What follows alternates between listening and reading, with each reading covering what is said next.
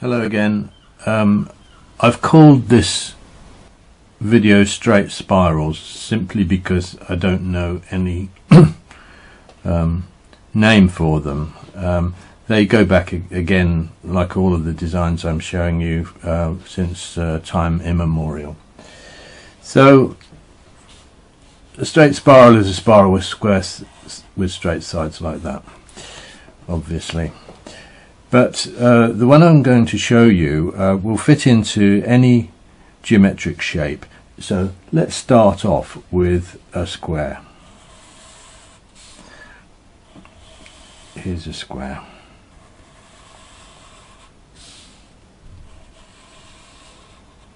Okay, I mean you can do this with drawing instruments, but it will take you a lot longer.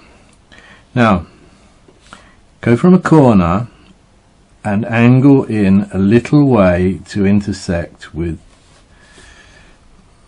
that side there, the top side, and then the next one goes across to intersect there. This is so childishly simple that even an adult can do it. So the next one comes there, and the next one will go to there. The interesting thing comes when these are linked together. So we continue to do this until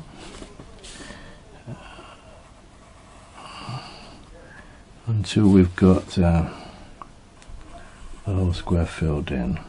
Now an interesting thing starts to happen as you're doing this, and the further I go into it, the more you'll see that there is a line coming in this way, a curved line, making a spiral of its own. So you're getting a sort of double spiral.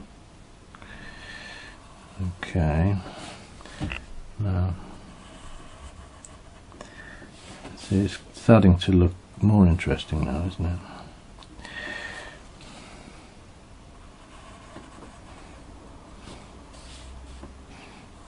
There we are.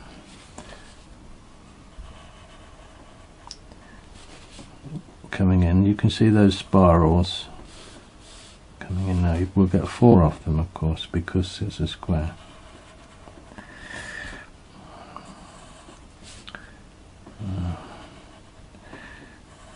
Sorry, this is taking a long time.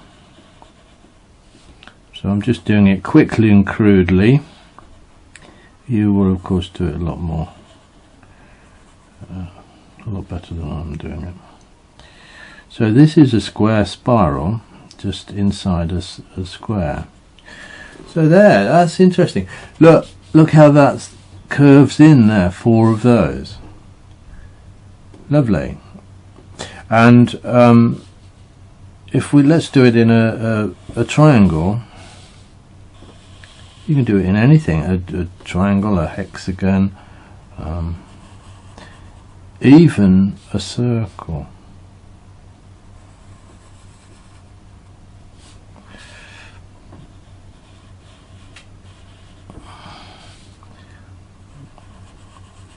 They'd probably look a lot better with drawing instruments, but it would take me forever. Well, not forever, it would take me quite a while to do it with drawing instruments. It's like the Celtic design ones that you might have looked at, that I've done. You can do them much quicker freehand, and in my view a lot of these designs look better freehand. So that's gone off centre a bit, but you get the idea. If you look at, let's just do a quick circle here. If I do this and then I do this, we're doing exactly the same thing, aren't we? Going down like that, and then I don't know, maybe like that, maybe across across there. Now what have we got there? We've got something very similar to Macintosh's rose patterns that you see quite often. They're very simple to do. There's also a bud pattern that you can do, which I quite like. So we simply do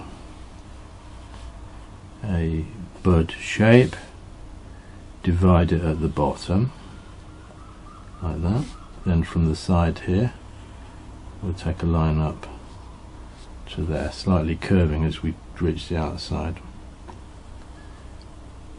Another one like that, another one like that, another one like that, maybe another one like that. So I find that quite pleasing, the same principle as these. So, you know, you can make that into some sort of plant now, can't you? So now what I'm going to do is to show you what happens when we put these into a grid of some sort. So we could make a triangular grid or a square grid or a hexagonal grid, or even a random grid. So let's see what happens, shall we?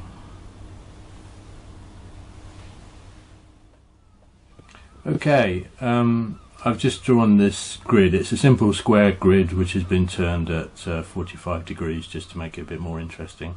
And now all I've got to do is to put one of these square spirals in each of the squares. Well, that's a lot of work, and frankly I can't be bothered to do it.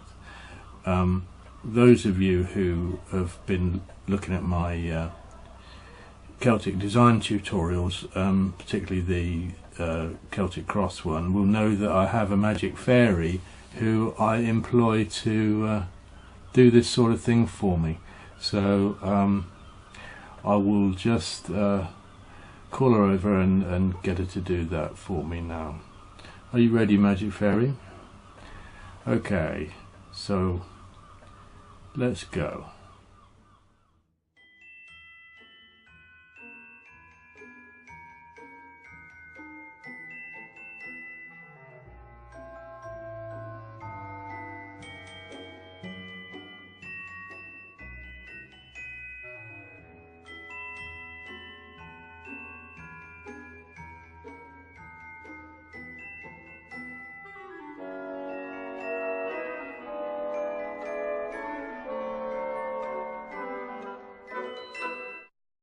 Oh, well done, Magic Fairy. That's saved me a huge amount of work. Brilliant, thank you.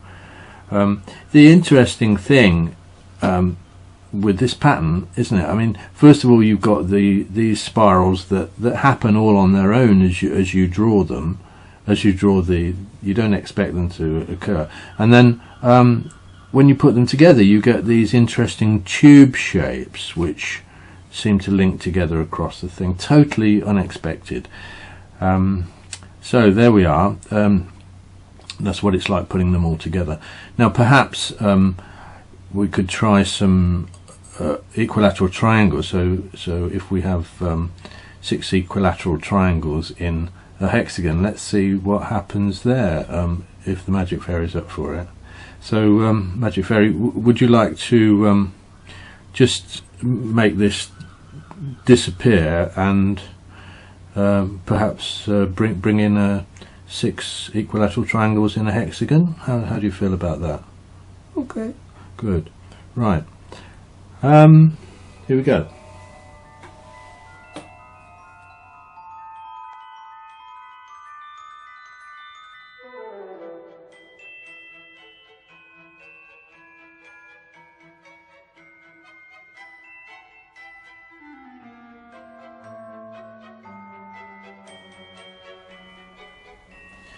Well, thank you again, Magic Fairy, for doing this for us. I understand you used a ruler for this one rather than the other one which you did freehand. Is that right? Yes. Good. Incidentally, when you do these designs in pencil, always take a a piece of paper and put it under your hand to protect it, because it's very easy to smudge the pencil, particularly on dense designs like the last one. You've got these interesting tube shapes occurring again, so this hexagonal design can be extended into a tile pattern like the last one, and you'll get rather sort of distorted tubes. So what else am I going to tell you? I think that's probably all for now. I'm worried about your attention span, so let's leave it at that, and I'll see you in the next tutorial. Thank you very much for watching. Bye bye.